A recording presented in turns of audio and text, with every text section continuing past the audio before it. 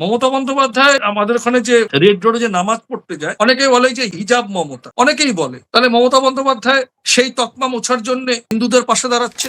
যে পরিবেশ চলছে, আমার মনে হচ্ছে প্রত্যেকটা রাজনৈতিক দলই, বিশেষ করে ভারতীয় জনতা পার্টি, তৃণমূল কংগ্রেস এবং বামপন্থীরাও, প্রত্যেকে মনে তাদের ইশতেহারের প্রচ্ছদ করবে কোনো দেবদেবীর ছবি নিয়ে। তার মানে আপনি কি বলতে চাইছেন দুর্নীতি, কর্মসংস্থান, মানুষের চাকরি, বিভিন্ন ভাতা, এসআইআর এই বিষয়গুলো ছাড়িয়ে তৃণমূল, সিপিএম, বিজেপি মূলত এই তিনটি দল এবং কংগ্রেস তারা ধর্মকেই হাতিয়ার করে ভোটে নামতে চলেছে? এফআইআর আতঙ্ক এবারে নির্বাচনে প্রভাব ফেলবে। শোনো, যে গরু দুধ দেয় তার লাথি সহ্য করা উচিত। এখান থেকে তো তোমার কথা আমি বলেই ফেলছি। তাহলে এসআইআর আতঙ্কের প্রভাব কোন দিকে যেতে পারে? যে দুধ দেয় তার দিকেই যেতে পারে। তা সরকারটা কারা চালাচ্ছে বুঝতেই পারছো। পরিষ্কার ভাবে বলে দিচ্ছি আমি। এই এসআইআর ইস্যু কি বিজেপির পক্ষে বুমেরাং হবে? পাইয়ে দেওয়ার রাজনীতি তো জ্যোতি বসু করেছেন ৭৭ সালে, জমি যার লাঙলটা। নমস্কার, স্বাগত। আপনারা রয়েছেন প্রথম কলকাতায়, আমি শীর্ষেন্দু। আমাদের সঙ্গে রয়েছেন প্রথম কলকাতার ডেপুটি এডিটর পরমাশিস ঘোষ রায়। পরমাশিস, আপনাকে স্বাগত। আজকে আমরা যে বিষয়টা নিয়ে আলোচনা করতে এগোচ্ছি বা রয়েছি, সেটা হচ্ছে আর কিছুদিনের মধ্যেই পশ্চিমবঙ্গের নির্বাচন। নির্ঘণ্ট প্রকাশ হয়নি, কমিশন ঘোষণা এখনো করেননি, কিন্তু ভোটের দামামা বেজে গিয়েছে, মানে ভোটের চাকা এগিয়ে গিয়েছে। তৃণমূল, বিজেপি, সিপিএম সব দলই নিজেদের মতন করে নিজেদের লড়াই প্রস্তুত করছে। পরমাশিস, আপনার কাছে প্রথম প্রশ্ন, কিভাবে দেখছেন বিভিন্ন রাজনৈতিক দলের এই প্রাথমিক প্রস্তুতি? যদি আমি বলি এক, তৃণমূলের শাসক দল, তার প্রস্তুতি কিভাবে দেখছেন?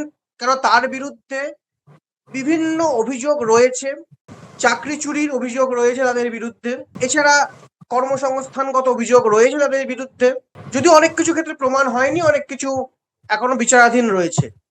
এই বিষয়টা কি করে দেখছে, এটা আমার প্রথম প্রশ্ন।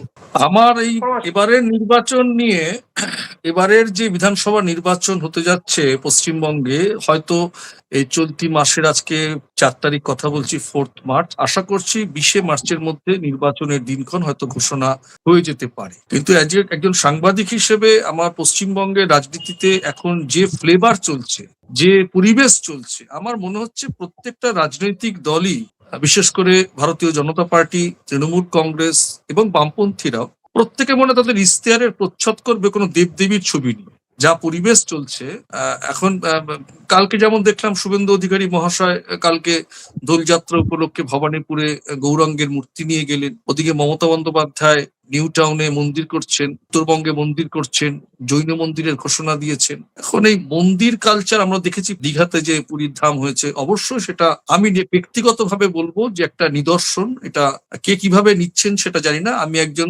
রাজ্যের নাগরিক হিসেবে, পেশা হয়তো সাংবাদিকতা করি, আমি দীঘাতে গিয়ে মন্দিরটা দেখে আমি অভিভূত। সেই মন্দির বানানোর কি কারণ, কার টাকায় হয়েছে, এটা রাজনীতি হচ্ছে কিনা, এগুলো রাজনৈতিক বিশ্লেষকরা, বক্তারা, রাজনীতির মঞ্চে যারা কথা বলেন, যারা রাজনীতি নিয়ে ব্যবসা করেন, তারা বলবেন কিছু একটা হয়েছে। কিন্তু এইবারের নির্বাচনে আমি আপনাকে একটুখানি মাঝখানে থামাচ্ছি পরমাশিস। আমরা প্রথমে ধর্ম রয়েছে, ধর্ম নিয়ে রাজনীতি হচ্ছে।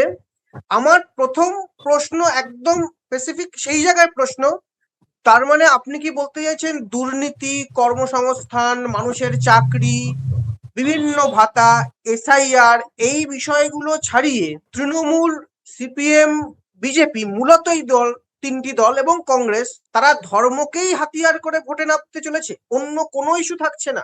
ধরো আমি তোমার কাছ থেকে 10,000 টাকা ধার নিয়েছি, ঠিক আছে? বলেছি তোমাকে আমি 10 দিন পরে দিয়ে দেবো। তুমি খবর পেলে টাকাটা ধার নেওয়ার পর আমার টাকাটা পিক পকেট হয়ে গেছে। তোমার মনে তো একটা আশঙ্কা জাগবে, টাকাটা তাহলে পরমাশেষ কোথা থেকে দেবে? চাকরি চুরি হয়েছে, চাকরি গেছে, সেই চাকরির টাকায় যাদের সংসার চলতো, সেই চাকরির টাকার উপরে অন্য যারা লোকেরা ইনভলভ ছিল তারা ক্ষতিগ্রস্ত হয়েছে। স্বাভাবিক, সরকারের নামে দোষ হয়েছে, জেল হয়েছে, আইনানুগ ব্যবস্থা। ভোটটা শুধু কারা দেবে? তারা দেবে না গোটা পশ্চিমবঙ্গের মানুষ দেবে? যার বাড়িতে যে টাকা চুরি করেছে সেও পুজো করে, যার চাকরি গেছে সেও পুজো করে, যারা এফেক্টেড হয়েছে সেও পুজো করে, আর যাদের কিছুই হয়নি তারাও পুজো করে। ধর্ম নিয়ে তো রাজনীতি পশ্চিমবঙ্গে নতুন নয়, এবারে একটু বেশি মাত্রায়। বামেরা দুর্গাপুজোকে বিশ্বাস করে না, তারা নাস্তিক, কিন্তু দুর্গাপুজোর সময় মণ্ডপের ঠিক পাশেই কিন্তু তারা স্টলটা করে। তাহলে ধর্ম নিয়ে যেখানে মানুষের সমাগম হচ্ছে, ওই বইটা কিনতে কি মানুষ ওই স্টলে যাওয়ার জন্য কি সমাগম হয়? উৎসবটাতে, ধর্মীয় উৎসবটাতে অস্বীকার করার কোনো জায়গা নেই। আমাদের শারদীয় উৎসব অবশ্যই ধর্মীয় উৎসব, যেটা পরবর্তীতে দেখা যাচ্ছে একটা সর্বাঙ্গীন হয়েছে, আজকে আন্তর্জাতিকতায় পৌঁছেছে। এই সরকার চেষ্টা করেছে, পুজোকে করার জন্য ভাতা দিয়েছে, টাকা দিয়েছে, অনেক সমালোচনা আছে, আলোচনা আছে। বাস্তবতাও কি, এই টাকা নিয়ে অনেকে পুজোটা করতেও পেরেছে, টাকাটা আমাদের রাজ্যেই রোলিং হয়েছে। কিন্তু মূল বিষয়টা হচ্ছে ভোট। ভোটটা আমি যদি আমার বাক্সে যদি ভোটটা না আসে, আমি ক্ষমতায় থাকতে পারবো। এখন যে ফ্লেভার চলছে, মমতা বন্দ্যোপাধ্যায় আমাদের ওখানে যে রেড রোডে যে নামাজ পড়তে যায়, অনেকেই বলে যে হিজাব মমতা, অনেকেই বলে। তাহলে মমতা বন্দ্যোপাধ্যায় সেই তকমা মোছার জন্য হিন্দুদের পাশে দাঁড়াচ্ছেন। আবার রাজ্যের বিরোধী দলনেতা শুভেন্দু অধিকারী একটা সময় এই দলটা করতেন, তার সঙ্গে মিলল না, সে চলে গেল বিজেপি। তাহলে তার কাছে হাতিয়ার কেন হচ্ছে না যে তৃণমূল দুর্নীতি করেছে বলে আমি দলটা ছেড়ে চলে এসেছি?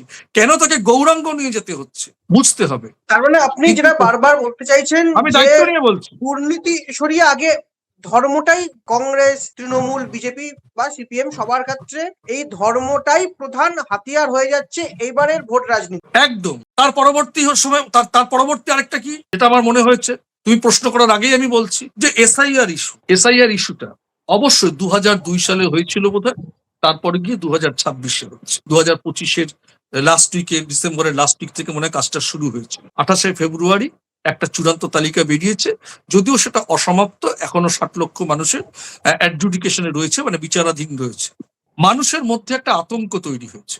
সরকার পক্ষ এখনো পর্যন্ত যেটা জানি, যেটা বোধহয় 60 জনের ওপরে মানুষ এই এসআইআর ইস্যুতে আতঙ্কিত হয়ে মারা গেছে। মমতা বন্দ্যোপাধ্যায় দরবার করেছে নির্বাচন কমিশনের কাছে, কি মমতা বন্দ্যোপাধ্যায় লিস্ট বেরিয়েছে, প্রথম পর্যায়ে খসড়া তালিকায় 58 লাখ মানুষ নাম বাদ গেছিল, সেটা একটা পর্যায়ক্রমে 19 লাখ না 20 লাখ মৃত ভোটার, তারপর যাদেরকে খুঁজে পাওয়া যায়নি অ্যাবসেন্ট ভোটার মিলিয়ে প্রায় 58 লক্ষ। তারপর পরবর্তী সময় যেটা আমাদের দেখলাম, 7 লক্ষ মতন বাদ গেল, 5.5 লক্ষ মতন বাদ গেল নতুন ভোটার তালিকায়। এখনো 60 লক্ষ মানুষ অ্যাডজুডিকেশনে রয়েছে। মমতা বন্দ্যোপাধ্যায় 6 তারিখে, অর্থাৎ আজকে 4 তারিখ, পরশুদিন তিনি ধর্মতলার মেট্রো চ্যানেলে ধর্নায় বসছে। কারণটা কি?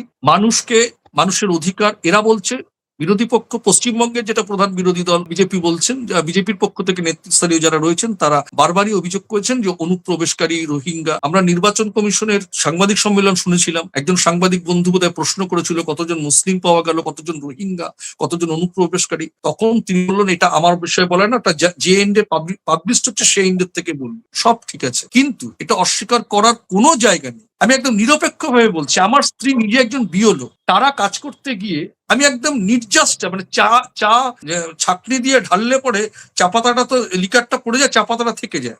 আমার স্ত্রী তার যতটুকু, যেখানকার সে বিয়েলো এবং সেই পার্টে সে যখন কাজ করে বাড়ি ফিরেছে, আমার সঙ্গে যখন একান্তে রাত্রে খেতে বসছে, বা তারপরেও সে বিডিও অফিসে গিয়ে টোটাল ইয়ারোর যে এরিয়া রয়েছে পানিহাটি বিধানসভা, সেখানে যে কাজ করেছে, সেখানে বহু মানুষের সে হিয়ারিং এ মিট করেছে। সে একদম নিরপেক্ষ ভাবে আমায় বলছে, সাধারণ মানুষ, তাদের প্রশ্ন, তাদের কাছে এটা নেই, কি করে এটা করব, দাদা বুঝতে পারছি না, দিদি বুঝতে পারছি না, তাহলে কি আমাদের নাম বাদ হয়ে যাবে? এই যে আশঙ্কা, যারা অনুপ্রবেশকারী, যারা অন্য পথে 2 নম্বরই করে পশ্চিমবঙ্গে এসে বাস করছেন, অবশ্যই তাদের চলে যাওয়া উচিত। কিন্তু যারা নিরপেক্ষ, দীর্ঘদিন রয়েছে, নিডি মানুষ, প্রান্তিক মানুষ, যারা এ সম্পর্কে কিছু বোঝে না, তাদের কাছে আধার কার্ডটাই ভাবে একদম শেষ কথা, বা একটা রেশন কার্ডটাই শেষ কথা, বা একটা ভোটার কার্ড পেয়েছিল সেটাই সাথে শেষ কথা। সেই কোনো তারা 2 কেজি চাল পায়, সরকারি চাল। কিন্তু তাদের মনে একটা আতঙ্ক তৈরি হয়ে গেছে যে ভোটে যদি নাম না বাদ চলে যায়, তাহলে কিন্তু আমরা এই জায়গা থেকে কি আমাদের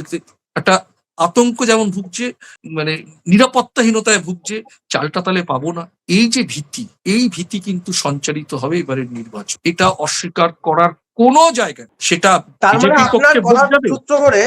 আপনার কথার সূত্র ধরে বলতে হয় যে এসআইআরটা যেমন ধর্ম রাজনীতি গুরুত্বপূর্ণ হচ্ছে, নাম্বার 2 গুরুত্বপূর্ণ হতে যাচ্ছে এসআইআর ইস্যু। এফআইআর আতঙ্ক এবারে নির্বাচনে প্রভাব ফেলবে। তাহলে এই সেটা কার এসআইআর বাক্সে ভোট যাবে সেটা তো পরে বুঝতে পারবো।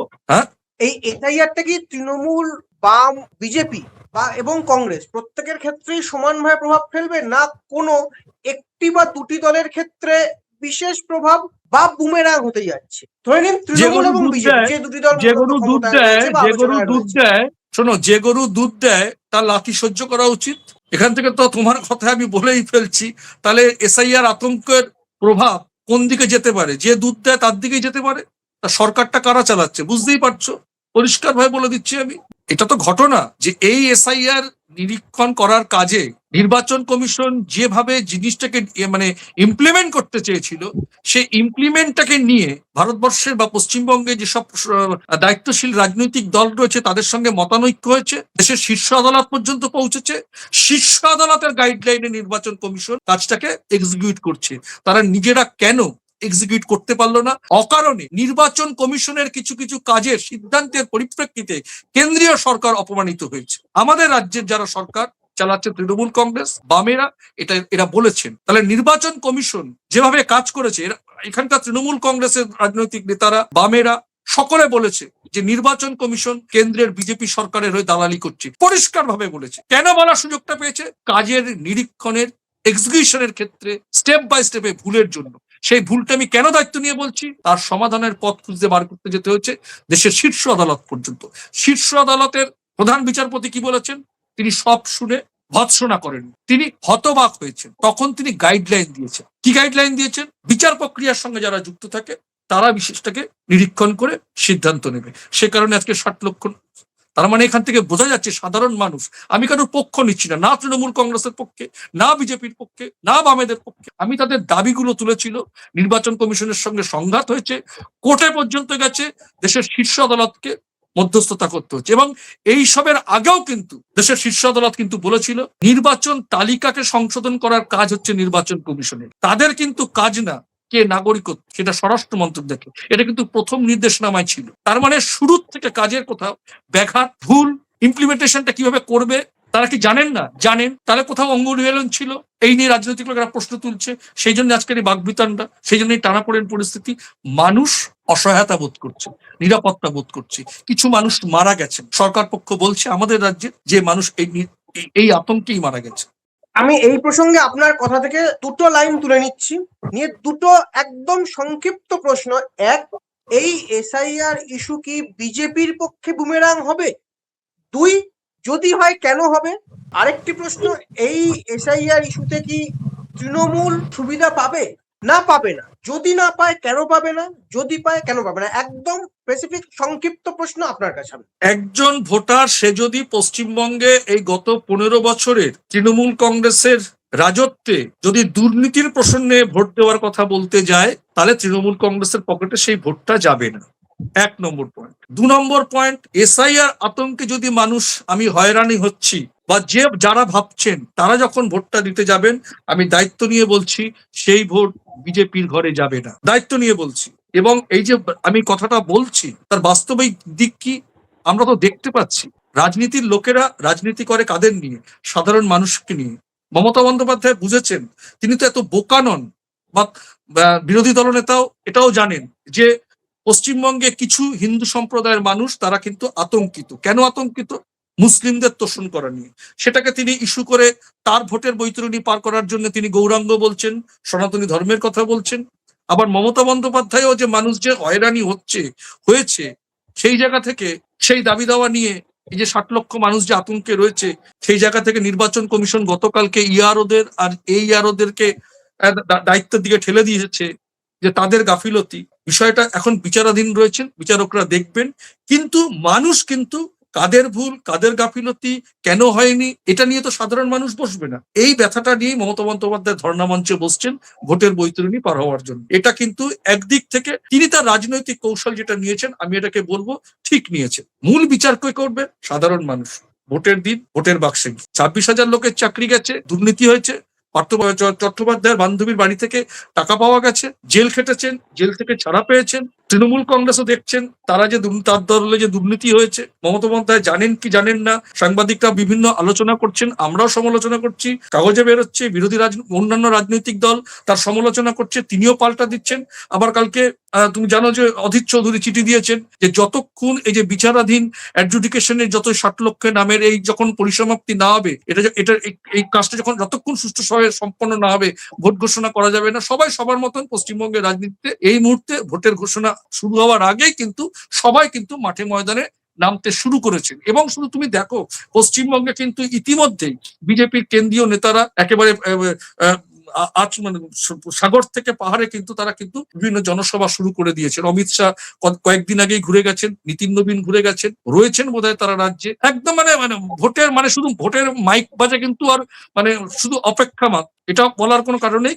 কিন্তু এবারের নির্বাচন ধর্ম এসআইআর এই মুখোমুখি মাঠে, মানে মোহনবাগান আর ইস্ট বেঙ্গলের মতন মাটামাটি টিম নামবে। এইবার ধর্ম এসআইআর দুর্নীতি কোন দিকে পাল্লা প্রথম বিষয়টা আপনি বলেছেন ধর্ম নিয়ে। এসআইআর হলো, ধর্ম গেছে, এসআইআর হয়েছে। দুর্নীতির যে এত অভিযোগ রয়েছে শাসক দলের বিরুদ্ধে, আবার অন্যান্য রাজ্যেও যে শাসক দল রয়েছেন তারা এখানে মূলত প্রধান বিরোধী দল, তাদের বিরুদ্ধেও দুর্নীতির অভিযোগ রয়েছে। এই দুর্নীতি শব্দটা না অভিধানে তো লেখা আছে, দুর্নীতি শব্দটা অভিধানে লেখা আছে। বাস্তবতায় তৃণমূল সরকারের আমলে পশ্চিমবঙ্গে সেই দুর্নীতি হয়েছে, 1 নম্বর পয়েন্ট। 2 নম্বর পয়েন্ট, এই দুর্নীতি তো পশ্চিমবঙ্গে নতুন নয়। আমি ধরে নিচ্ছি এই 15 বছরেই দুর্নীতি হয়েছে পশ্চিমবঙ্গে। তাহলে 2024-এ ইলেকশনে কি হলো? লোকসভায় দুর্নীতি কি মানুষ ভুলে গেছিল, নাকি দুর্নীতি ইরেজার দিয়ে মুছে দেওয়া হয়েছে? ভোটের রাজনীতিতে এসব কিচ্ছু কাজ করবে না। মাসের যখন সমস্যা না হবে ভোটের রাজনীতিতে কাজ করবে না। 2011 আমরা কি দেখেছি? আর চাকরি যাওয়াটা কোনো ইস্যু হবে না, আমি মনে করি হবে না, বা যতটুকু হবে সেটুকুতে চায়ের জলে না জল গরম হয় না। যে টাকা মাইনে পাই বলে 30 দিন চলে না, আমার জল গরমের পয়সা হয় না। দায়িত্ব নিয়ে বলছি, এসব কাজ হবে না। মমতা বন্দ্যোপাধ্যায়ের পক্ষে কথা বলছি না। রাজ্যের এই মুহূর্তে পশ্চিমবঙ্গের মানুষের যে ভ্যালুস, সে কিছু খেতে পারছে না, মুড়িচাপ খেলে চলবে। তাই সই ভাই, তুমি তো একদিনে তো টাটা বিড়লা করাইতে পারবে না, অবস্থানও নেই। 34 বছরের বাম সরকার যে দেনা রেখে গেছে, তারা তো দেনা রেখে গেছে। আমি যখন আসবো আমিও তো দেনা করবো। যদি বিজেপি আসে, বিজেপি দেনা করবে না? তাহলে আপনার কথায় 4 নম্বর পয়েন্টটা কিন্তু আপনিই তুলে ধরেছেন। আপনার যে আলোচনা, আপনার যে মন্তব্য, সেটা 4 নম্বর যে আমাদের নির্বাচন ভিত্তিক আলোচনায় স্বাভাবিকভাবেই চলে আসে। রাজ্যের ওপরে দেনা এবং বিভিন্ন ভাতা, এই ভাতা রাজনীতি কি এবারের ভোটে ইস্যু হতে পারে? অবশ্যই। বিভিন্ন রাজ্যে কিন্তু আমরা দেখেছি বিজেপিরা ভাতা দিচ্ছে। মমতা বন্দ্যোপাধ্যায় প্রায় পথপ্রদর্শক।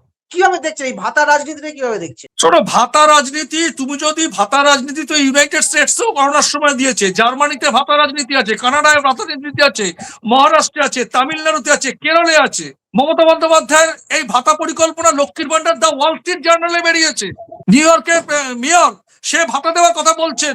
তা ভাতাটা তুমি যদি পাইয়ে দেওয়ার রাজনীতি তো জ্যোতি বসু করেছেন 77 সালে, জমিজার লাঙল তার। কিছু যদি তুমি না পাও, তুমি কেন শুকনো মুখে কি সবকিছু হয় ভাই? আদর্শ আজকে তো রাজনীতি করা কেরিয়ার। যারা রাজনীতি করছেন তারা তো সবার কেরিয়ার। 8টা 10টা পেট্রোল পাম্প, অল টাইম রাজনীতি করে। সেই জায়গা তো বলবো বামেরা একটা ভাতা পায়, বামেরাও তো ভাতা দেয়, তাদের দল থেকে ভাতা দেয়, তারা লেবি দেয়, ফুল টাইমরা ভাতা পায়। কিছু না পেলে মানুষকে কোনো কিছুতে কেন যাবে? তুমি যদি প্রান্তিক কাকদ্বীপের প্রান্তিক জায়গায় যাও, যারা ওই যে শুটকি মাছ তৈরি করে, সেই সব জায়গায় আমি নিজে গিয়ে দেখেছি, একটা পরিবারে একটা সাইকেল আর 1500 টাকা 1200 টাকা, তাদের ইলেকট্রিক বিল 3 মাসে দিতে হয় 300 টাকা 400 টাকা। সাইকেল নিয়ে যে লোক সকালবেলা চাষ করছে, সে দুপুরবেলা চাষের মাঠ থেকে ফিরে এসে গ্রামের, তুমি জানো সন্ধ্যা বিকেল 4:30 5টা মানে ভালো বিকেল, তার বউ চপ ভেজে দিচ্ছে, সে চপ নিয়ে সাইকেলে করে বিভিন্ন জায়গায় বিক্রি করতে যাচ্ছে। যেদিনকে মাঠে কাজ করতে পারছে না, সেদিন সে হাড়ি করে মাছ নিয়ে সে সাইকেল করে মাছ বিক্রি করছে। তাদের বউরা অন্যের বাড়িতে মুড়ি ভাজতে যাচ্ছে, আবার এই টাকাটা পাচ্ছে। প্রান্তিক মানুষের তো ভোটার বেশি, প্রান্তিক মানুষের তো কথা ভাবতে হবে। এটা সরাসরি সাহায্য। আমি যে আবাসনে থাকি, আমাদের আবাসনের চাঁদা কমে গেল কেন? মমতা বন্দ্যোপাধ্যায় 1 লক্ষ টাকা দিয়েছে হতে পারে। তাহলে আমার লাইটের আর আমাদের তো মণ্ডপ রয়েছে, তাহলে চাঁদাটা আমরা করিয়ে দাও। কারণ একটা আবাসনে কেউ চাকরিজীবী থাকে, ব্যবসাদার থাকে, কেউ রিটায়ার্ড পার্সন থাকে। সরাসরি ছাপ পড়েছে। সমালোচনা ওসব ভুলে যাও, ওসব সমালোচনা টিভির বাক্সের রাজনীতিতে হয়, খবরের কাগজে লেখা হয়। মানুষ সরাসরি কোথায় উপকৃত হচ্ছে? দুর্নীতি হয়েছে, সে তো দুর্নীতি হচ্ছে সবাই দেখেছে, কিন্তু দুর্নীতির ছাপ কজনের মধ্যে পড়েছে? আবেগ আদর্শ এখন লোপার যাক। আজকে শেখ হাসিনার সরকার, আওয়ামী লীগের সরকার তো দেখলে কি হলো? বঙ্গবন্ধুর মাথার মধ্যে প্রস্তাব করছে। কেন করছে? আদর্শ বিপণনে পরিণত হয়েছিল বলে আজকে তারা। মানে আপনার কথাকে যদি ধরে নিই, এবারের পশ্চিমবঙ্গের নির্বাচনে 4টে ইস্যুকে সামনে রেখে হতে চলেছে। 1 একদম ধর্ম, 2 এসআইআর, 3 দুর্নীতি, 4 ভাতা। যদি এবারে আমি পরপর একদম, আমাদের সময় কম, সময় শেষের পর্যায়ে, যদি পরপর চারটে দলকে ধরে থাকি, প্রথমে ক্ষমতাশীল আগে ছিলেন 34 বছর রাজত্ব করেছেন সিপিএম, তাদের কি অবস্থান, কি পেতে পারেন তারা এবারের ভোটে? 1 নম্বর প্রশ্ন বলার পরে আমি 2য় নম্বরে আসবো। এই চারটি ইস্যুকে সামনে রেখে বামেদের কি ফল হতে পারে? বামেদের ফল কি জানো তো? বামেদের ফল মানে ওই টিভির বাক্সে বসবে, এখন কথা বলবে, আর দুর্নীতি হয়েছে বলে চিল্লেছে, সুপ্রিম কোর্টে গেছে, লোকের থেকে পয়সা নিয়েছে, চাকরি ফিরিয়ে দেবো, যারা চাকরি পায়নি তাদের জন্য লড়াই করেছে, তাদের পকেটে পয়সা গেছে। কি ফল হয়েছে তো আমরা দেখলাম। দেশের শীর্ষ আদালতের কাছে তো আমাদের প্রতি, দেশের আইন ব্যবস্থার প্রতি আস্থা রাখতে হবে। মানুষ বুঝে গেছে এদের সঙ্গে আর এদেরকে আর ভোট দেওয়া যাবে না, মানে বাম এদেরকে আর শূন্য। ভোট দেওয়া যাবে না। যে বড় আপনার নেতা কথা অনুযায়ী তৃণমূল কংগ্রেস গাড়িতে ব্যাচ লাগায়, উত্তরীয় লাগলে বোঝা যাচ্ছে যে নেতা যাচ্ছে। আর বাম রাজনীতিতেও এখন স্করপিও বা ইনোভা করে নামলে বড় নেতা মনে করা হচ্ছে। আমরা প্রকৃষ্ট উদাহরণ দেখলাম, প্রতিকূল চলে গেল তৃণমূল কংগ্রেসে। কেন গেল? একটু খোঁজ নিয়ে একটু কান পাতলে দেখতে হবে। গায়ের রং কালো বলে চলে যেতে হয়েছে। ফর্সারা ভালো মানে আপনার কথা বলতে পারে। আপনার কথা অনুযায়ী বাংলা শূন্যই থাকছে। শূন্যই থাকছে হয়তো, শূন্যই। বামেদের কোনো জায়গা নেই এই মুহূর্তে। এবার আসি আমি কংগ্রেস। বলছি না এই চারটি ভোটের সামনে রেখে রাজনীতিতে দেখতে কংগ্রেসের কি পাবে। হতে পারে? আমি বলছি না ভোটের রাজনীতিতে দেখতে পাবে বামেদের কি ফল হয়। এবার আসছি আমি কংগ্রেস কি পেতে পারে এই চারটি ইস্যুকে সামনে রেখে? যে চারটি ইস্যু নিয়ে আমরা শুরু করেছিলাম, কংগ্রেস কি জায়গায় পৌঁছতে পারে মনে হয় পশ্চিমবঙ্গের? বাবা যেদিকে যাবে ছেলেপুলেরা তো সেদিকেই যাবে। দিল্লি যা বলবে কংগ্রেস সেদিকেই হাঁটবে। কংগ্রেসের নিজস্ব কোনো অবস্থান তো নেই, শুভঙ্কর বাবু যতই চিৎকার করুন। তাহলে কংগ্রেস এই যে শূন্যের কোটাতেই এগোচ্ছে। একদম মূল লড়াই এবার আসি বিজেপির সঙ্গে বিজেপি। তৃণমূলের, মূল লড়াই বিজেপির সঙ্গে এবার আসি তৃণমূলের। বিজেপির আসন কি হ্যাঁ, বাড়বে? বিজেপি 100 ভোটের মধ্যে, বাড়বে না 100 কমবে? ভোট, আমি তোমায় পরিষ্কার বলে দিচ্ছি ছবিটা। 100 ভোটের মধ্যে 4টে যে পয়েন্ট বললে, ধর্ম, এসআইআর, দুর্নীতি এবং ভাতা, এই 4টে ইস্যুর মধ্যে 60% ইস্যু নিয়ে নিয়েছে তোমার এসআইআর আর ভাতা। এতে বিজেপির ভোট বাড়বে। 77টা ছিল, কমে 70-এর কাছাকাছি চলে এসছে। এবারে কি মনে হয়? দেখো, আমি তো পরিশ্রমিত গণৎকণ নই, কিন্তু যা উত্তাপ পাচ্ছি বুঝতে পারছি। বলা টাফ, তবু বলবো, আবারও বলছি, আমি তো পরিসংখ্যান দিয়ে বলছি না, অঙ্কের ভিত্তিতে বলবো না। এসআইআর এবং ভাতা কিন্তু পাল্লায় ভারী আছে। এর থেকেই বুঝে নেওয়া উচিত আমার দর্শকদের যে আমি কি বলতে চাইছি। কারণ আপনার কথা অনুযায়ী পরিবর্তন নয়, তৃণমূলই ক্ষমতায় আসার দিক লড়াইয়ে এগিয়ে রয়েছে, মানুষ তৃণমূলের পাশেই রয়েছে। অনেকটাই, পুরোটা বলবো না, অনেকটাই। বেশ, অনেক ধন্যবাদ আপনাকে পরমাশিস। এখনো ভোটের দিন ঘোষণা হয়নি, দিন ঘোষণা হবে, আরো আমাদের আলোচনা চলবে, আরো যুক্তি নির্ভর সূক্ষ্ম বিশ্লেষণে আমরা আসব। এখনো অনেক পথ চলা বাকি।